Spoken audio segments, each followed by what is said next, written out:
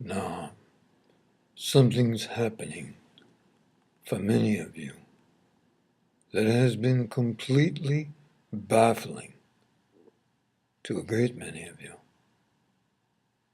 and really quite upsetting.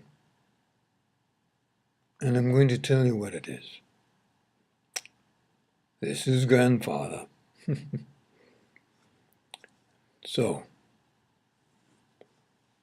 many of you have been experiencing issues that have to do with your childhood or your early years, if not as a little child, then your early years, say as a young teenager.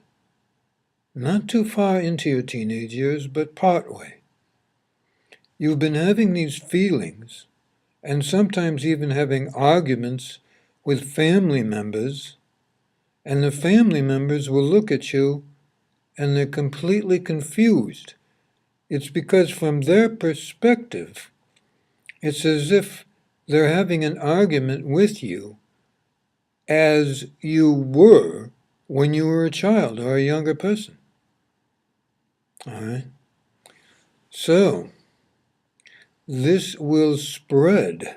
You'll be happy to know, maybe not, but it's going to spread all over the world because this is a time when your planet is in transition from one form of itself to another. And thus you have no choice, since your bodies are made up of Mother Earth's body, you have no choice but to transition with her. And portions of your transition, this type of transition, you understand, usually happens after the end of your physical life.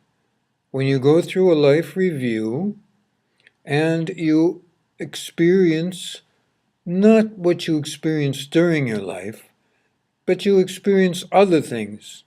For example, you might experience how you made other people feel, so that you know that. If you did good things for them, you get to feel that.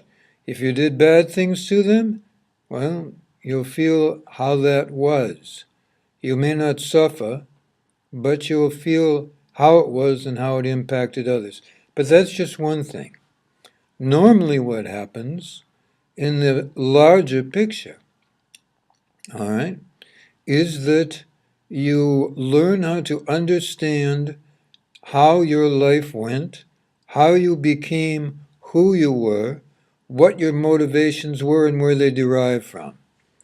But it's not as psychological as it sounds, because it will all happen in feelings and pictures, and things will become crystal clear to you.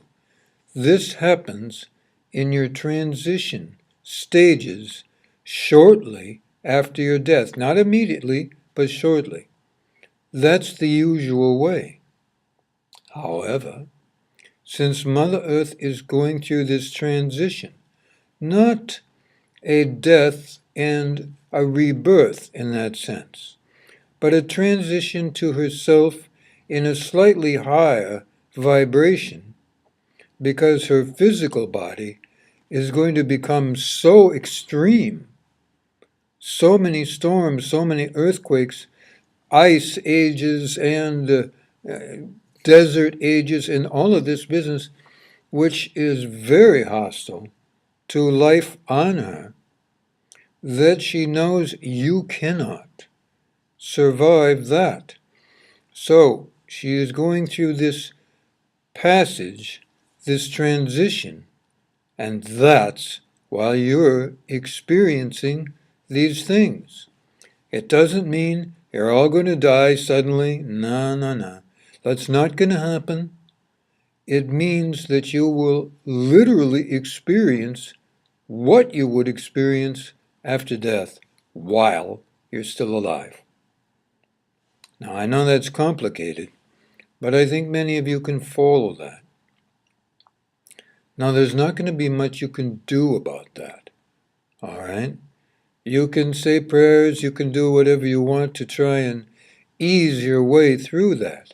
But the most important thing to understand is if you find yourself having issues with your parents or with other family members, or even with friends that you had when you were young and you still know, or in some cases, with people you didn't know and had never met at that time, but in your now life remind you of people like that, and they're completely at sea, so to speak. They haven't got a single idea of what's going on with you, and they'll engage in those arguments with you as if whatever's going on didn't have anything to do with them, so it will simply just complicate your life. So this is what you can do.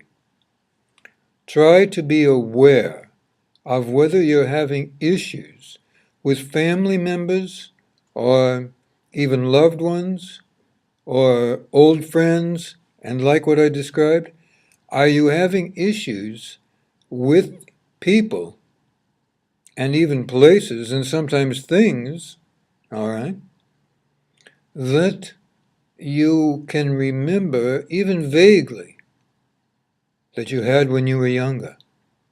Try to catch yourself when that happens, and just know that this is part of your required transition, because Mother Earth is doing this.